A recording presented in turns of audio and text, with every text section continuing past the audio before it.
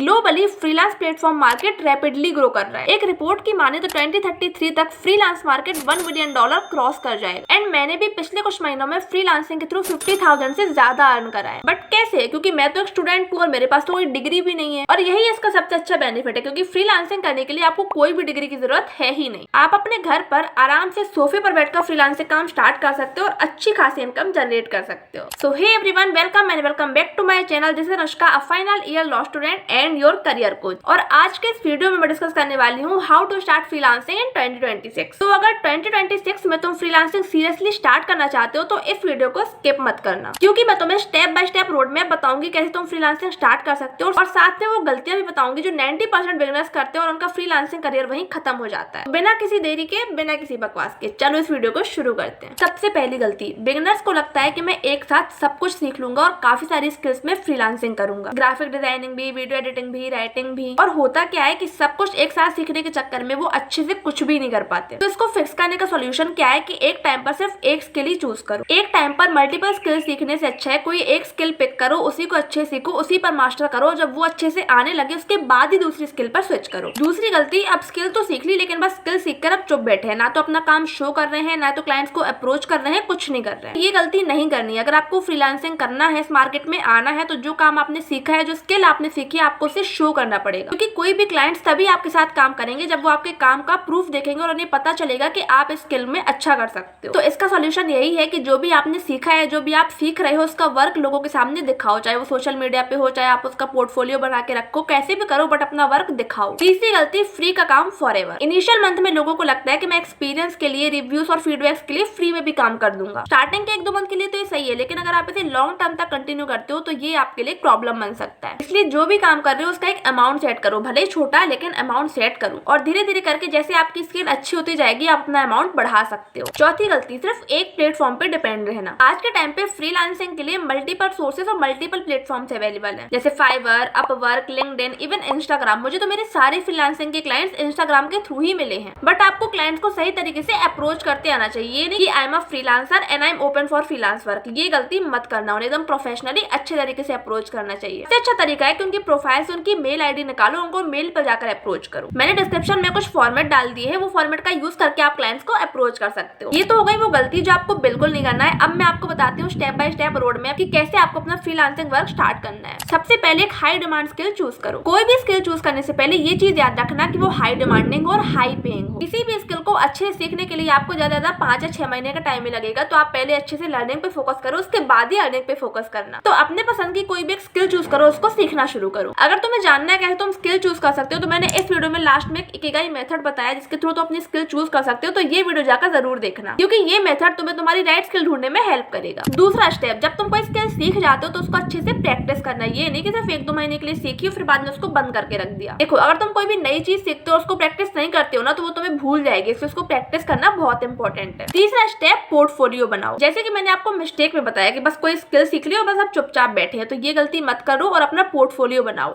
जैसे ही आप कोई स्किल सीखना स्टार्ट करते हो, धीरे धीरे करके अपना पोर्टफोलियो बिल्ड करना स्टार्ट करो। अगर आपके पास पोर्टफोलियो में रिव्यूज या फीडबैक्स नहीं है डालने के लिए, तो आप अपना काम डाल सकते हो। देखो, हर कोई 0 से स्टार्ट करता है और आप भी 0 से स्टार्ट करोगे, तो ये मत सोचो कि मेरे पास तो अच्छे फीडबैक्स, अच्छे रिव्यूज है ही नहीं, तो मैं क्या डालूं। आपने जो काम कर रखा है आप वही डालो। जैसे मेरा ऐसा है ना कि मेरी कोई भी पोर्टफोलियो या सीवी नहीं है। मेरा जो काम होता है मेरी प्रोफाइल के थ्रू ही लोग देखते हैं। अगर मैं किसी को अप्रोच करती हूँ या कोई मुझे अप्रोच करता है और वो मुझसे मेरा पोर्टफोलियो मांगते हैं ना, तो मैं उन्हें अपना प्रोफाइल दिखाती हूँ कि आप मेरा प्रोफाइल देखो, एज अ पोर्टफोलियो आपको समझ में आ जाएगा कि मैं क्या काम करती हूँ, कैसा काम करती हूँ। स्टेप 4, क्लाइंट आउटरीच सीखो। तो काफी लोग क्या करते हैं कि स्किल भी सीख लेते हैं, पोर्टफोलियो भी बना लेते हैं, प्रोफाइल भी अच्छी चमका लेते हैं, अब वेट करते हैं कि क्लाइंट मेरे पास खुद चल के आए। देखो, हर सिनेरियो में ऐसा नहीं होता है क्लाइंट आपके पास खुद चल के आए। तो आपको क्या करना है कि आपको क्लाइंट के पास चल के जाना है। सपोज करो आपने वीडियो एडिटिंग सीखी है, अब आप लोगों के पेज फाइंड आउट करना स्टार्ट करो। अगर आपको लग रहा है कि आप किसी ब्रांड पेज या इन्फ्लुएंसर के लिए एडिटिंग सर्विस प्रोवाइड कर सकते हो, तो आप उनको डीएम कर सकते हो। अगर उनकी प्रोफाइल में उनका ईमेल दे रखा है, तो आप उनको मेल करो कि मैं वीडियो एडिटर एंड मैं मतलब कि वीडियो एडिटिंग आपके पेज के लिए कर सकता हूँ। थोड़ा प्रोफेशनली रखना उस चीज को, जो मैंने डिस्क्रिप्शन में डाल दिया, तो वो फॉर्मेट जरूर चेक कर लेना। तो अगर क्लाइंट्स नहीं आ रहे हैं तो आप क्लाइंट्स के पास चल के जाओ। तो ऐसे में आपको काम भी मिलेगा। उनका काम करते टाइम आप उनसे बोलो, मुझे मेरे काम का कुछ रिव्यूज या फीडबैक्स भी दो जो आप अपने पोर्टफोलियो में ऐड कर सको। ऐसे धीरे धीरे करके आपका पोर्टफोलियो अच्छा बिल्ड होता जाएगा। सबसे इंपॉर्टेंट चीज आपको ये याद रखनी है कि आपको पहले लर्निंग पे फोकस करना है, अर्निंग पे फोकस नहीं करना। किसी भी काम को बड़े लेवल तक ले जाने के लिए एक्सपीरियंस बहुत मैटर करता है। तो इनिशियली अगर कोई क्लाइंट आपको कम पैसे भी दे रहा है ना, है तो आप उनका काम ले लो एक्सपीरियंस के लिए, क्योंकि इससे आपको एक्सपीरियंस मिलेगा कैसे लोगों से बात करनी है, कैसे उनके साथ काम करना है, जिससे आपको आगे भी हेल्प मिलेगी। और कई बार तो ऐसा भी होता है कि अगर आपने किसी क्लाइंट के साथ काम किया तो वही आपको रिफर कर देते हैं अपने दूसरे फ्रेंड को या दूसरे क्लाइंट को, तो यहाँ से आपको मल्टीपल क्लाइंट्स आना स्टार्ट हो जाते हैं। जैसे मेरे साथ एक बार ऐसा हुआ था कि एक मेरे क्लाइंट थे जिनके साथ मेरा फ्रीलांस वर्क ओवर ही हुआ था कि उन्होंने अपने किसी फ्रेंड को मेरा काम रिफर कर दिया था, तो मुझे वहां से दूसरा क्लाइंट मिल गया था और मुझे ढूंढने की जरूरत ही नहीं पड़ी। नेक्स्ट स्टेप, जब आपकी सारी चीजें हो जाए, आपको क्लाइंट्स मिलने लगे, तो आप धीरे धीरे करके अपना प्राइस इंक्रीज कर सकते हो। ऐसा नहीं करना है कि आप 6 महीने तक किसी क्लाइंट के साथ काम करो और एक ही रेट पे करो, ऐसा बिल्कुल मत करना। धीरे धीरे करके अपना प्राइस बढ़ा सकते हो, क्योंकि आपको एक्सपीरियंस भी होता जाएगा और अपनी स्किल बहुत अच्छी होती जाएगी। तो अगर आप थोड़ा बहुत रेट इंक्रीज भी कर दोगे तो कोई मना नहीं करेगा। हर एक चीज मैंने डिस्क्रिप्शन पे डाल दी है कि कैसे आप क्लाइंट्स को अप्रोच कर सकते हो, कैसे उन्हें मेल भेज सकते हो, हर चीज का फॉर्मेट आपको डिस्क्रिप्शन में मिल जाएगा, तो वो जरूर चेक कर लेना। आई होप कि इस वीडियो से आपको इतना तो समझ में आ गया होगा कैसे आपको फ्रीलांसिंग काम स्टार्ट करना है और कैसे इससे अर्न करना शुरू करना है। अगर तुमने इस वीडियो को यहाँ तक देखा है, इसका मतलब तो अपने फ्रीलांसिंग करियर के लिए बहुत सीरियस हो। देखो, जैसे ही आपको अपने फ्रीलांसिंग काम का पहला क्लाइंट मिलता है ना, आप मुझे मेरे इंस्टाग्राम पर डीएम करके जरूर बताना। वीडियो पसंद आया तो चैनल को सब्सक्राइब करना मत भूलना। आज के लिए इतना ही, मिलते हैं नेक्स्ट वीडियो में। Bye bye.